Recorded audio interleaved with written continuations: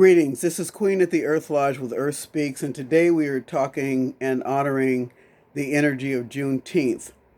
1865, enslaved Africans were emancipated after the war.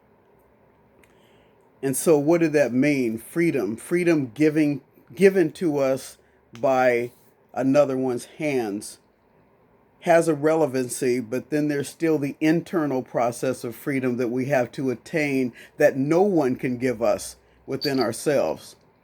The internal process of freedom, because you can take the shackles off of a person. You can give them a small piece of land and 40 acres and a mule, which never came, and you will still have a slave. Because freedom is not contingency. It's not contingent upon a physical proximity. It is an internal state of mind where the mind cannot be shackled. So I ask us to look fast forward from 1865 until now, where we are still in war, we are still shackled, and we are still struggling to attain freedom. There's a quote that Nelson Mandela gave when they locked him up for 27 years. And when he came out, he said, they asked him, what did it feel like to have your freedom taken away? He said, oh no. He said, I've always been free. You can put me in a cage, but you cannot take away my freedom, because freedom is not only, it's a state of mind. And that state of mind, that consciousness reflects itself in our external experience of life. So when we look around at our external experience of life, are we really free? And that is the question that we invite all of us to look at. What does freedom mean? Re-identifying the essence of what freedom is. Does freedom come from the hand of a white man? No, it does not. It comes from a mental, conscious liberation. And from that state, once the brain has been magnetized to a state of freedom, the mind, and then it radiates, and that becomes the outpicturing of one's experience. Because even though freedom was written down on a piece of paper and it was spoken, the circumstances that followed did not line up with the idea and energy of what freedom should look like. Because everything was still out of the hand of an oppressor.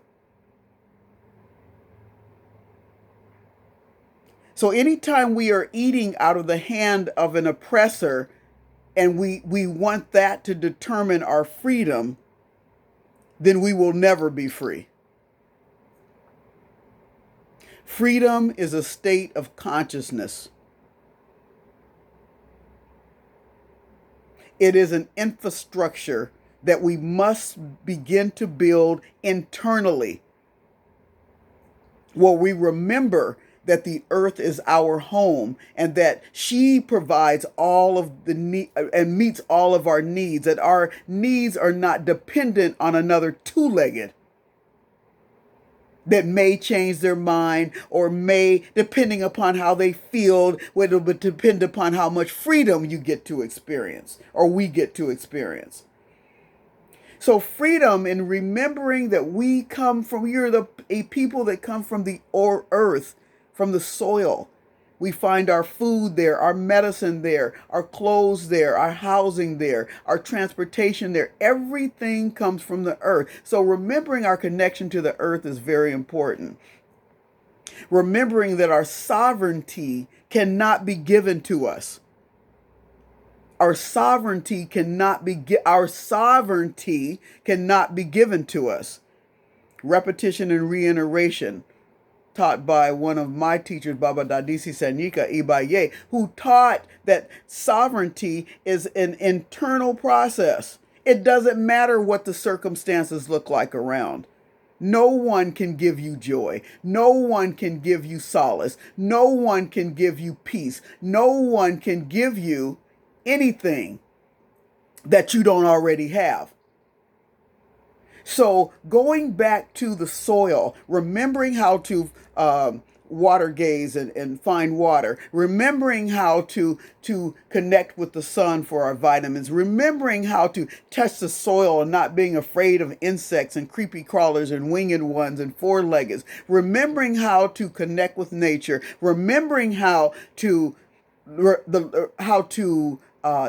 the language of nature, to connect with the four seasons, and to remember that we have all that we need, all that we look out at, we are looking with. My grandfather used to say, Enoch Barnes, Ibaye, take what you got and make what you want out of it. That means we have an abundance that hasn't even been tapped, resources that have not been tapped.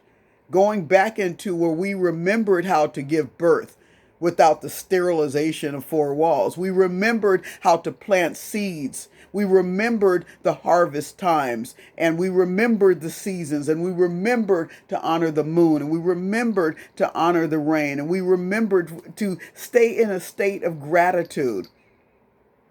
We need to reconnect our umbilical cords to the core of earth so that we can be fed and remembered and activated in a way that we remember that we have all that we need and that we are free and sovereign beings simply because we have a shift in consciousness. It is not an external process, but it shows up as an external experience once it happens on the inside. So to culminate everything, when you look at where we are and what we're experiencing on the planet now, I invite all of us to really sit back and redefine what freedom needs to look like for you.